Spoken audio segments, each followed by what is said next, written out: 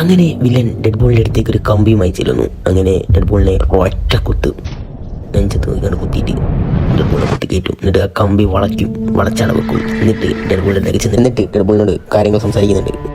ഡെഡ്ബോളിനോട് പറയുന്നുണ്ട്, ധൈര്യം ഉണ്ടെങ്കിൽ നിൻ്റെ പേരൊന്നോടും പറയുന്നു. പക്ഷേ ഡെഡ്ബോളൊന്നും പറയുന്നില്ല, ഉണ്ടാണ് നിൽക്കുകയാണ്. പുറത്ത് കൂടെ നെഞ്ചത്തേക്ക് കമ്പി കുത്തി കെട്ടിയിട്ട് പേര് പറയുന്നുണ്ടല്ലേ, എന്താണല്ലേ വില്ലൻ.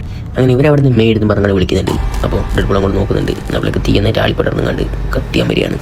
അങ്ങനെ പിന്നീട് അങ്ങോട്ട് തീയിൽ നിന്നും നശിച്ച സ്ഥലമാണ് കാണിക്കുന്നത്. അങ്ങനെ കാണിക്കുന്നതാണ് നമ്മുടെ ഡെഡ്ബോൾ കരിയിൽ നിന്നും പോയതെല്ലാം പൊങ്ങി വരുന്നത് കാണിക്കുന്നത്. അങ്ങനെ ആ ഒരു പരീക്ഷണത്തിന് ശേഷം ഡെഡ്ബോളിൻ്റെ ക്യാൻസർ മാത്രമല്ല മാറിയത്, അവരുണ്ടായ എല്ലാ പ്രശ്നങ്ങളുടെയും അവസാനം അതിൽ നിന്നും കണ്ടെത്താൻ പറ്റിയിട്ടുണ്ട്. പക്ഷേ ഒരേ ഒരു പ്രശ്നം മാത്രമാണ് ഉണ്ടായിരുന്നത്. എന്താണെന്ന് വെച്ചാൽ അവൻ്റെ ഗേൾ ഫ്രണ്ടിനെ എങ്ങനെ ഫേസ് ചെയ്യുന്നുള്ള കാര്യം. അങ്ങനെ പിന്നീട് കുറച്ച് ദിവസങ്ങൾക്ക് ശേഷം അവൻ്റെ ഗേൾ ഫ്രണ്ട് ഇങ്ങനെ ഒരു സൈഡ് കൊണ്ട് നടന്നു പോകുന്ന സമയത്ത് അവനിങ്ങനെ അവളെ വാച്ച് ചെയ്യുന്നുണ്ട്. അങ്ങനെ അവൾ പോകുന്നിടത്ത് കൂടെ അവനിങ്ങനെ പോകുന്നുണ്ട്. അവനോട് മുന്നിൽ പോകാനുള്ള ഒരു ഫേസ് ചെയ്യാനുള്ള ഒരു ബുദ്ധിമുട്ട് നല്ലതുണ്ട്.